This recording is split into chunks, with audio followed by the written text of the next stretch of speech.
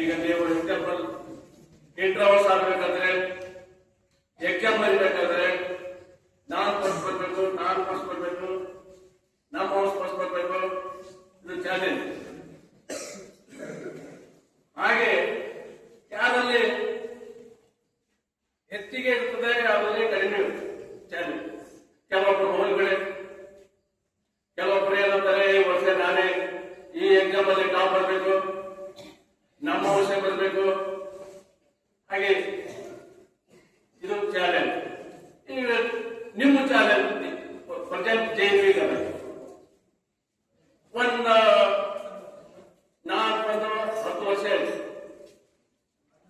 ನನ್ಗೆ ಎಷ್ಟು ಸರ್ತಿ ಹೇಳ್ತಿದ್ದೆ ಈ ಜೈವಿಕದ ಕೋರ್ಸ್ ಅಲ್ಲಿ ಬಾಳ್ ಇದ್ದಿದೆ, ಕೋರ್ಸ್ ಅಲ್ಲಿ ಇದ್ದಿದೆ, ಬಾಗಲಕೋಟು ಕೊಪ್ಪಳ ಎಲ್ಲ ಟಾಪ್ ಇದೆ.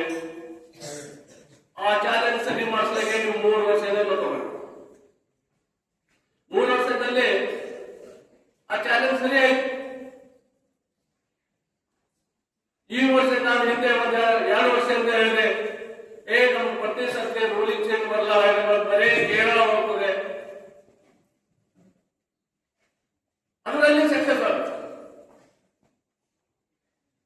ಇನ್ ಕ್ಲಸ್ಟರ್ ಅಲ್ಲಿ ಸಕ್ಸಸ್ ಆಗುತ್ತೆ, ಇನ್ ರೀಜನಲ್ ಅಲ್ಲಿ successful, in Hyderabad region best athletic school and national level over championship. ಇದು ಒಂದು ಚಾಲೆಂಜ್ ಇದ್ದಾಗ ಮಾತ್ರ ನಾವು ಸಕ್ಸಸ್ ಮಾಡಕ್ಕಾಗಲ್ಲ.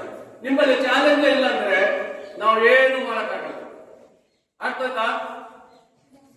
ಅದು ನಮಗೂ ಇರ್ತದೆ ಚಾಲೆಂಜು, ಅದಕ್ಕಿಂತ ಹೆಚ್ಚಿನ ನಿಮ್ಮಲ್ಲಿರುತ್ತೆ. ಅವಾಗ ಮಾತ್ರ ನಾವು ಈ ಸಾಧನೆ ಮಾಡಕ್ಕೆ ಸಾಧ್ಯ. Okay, thank you.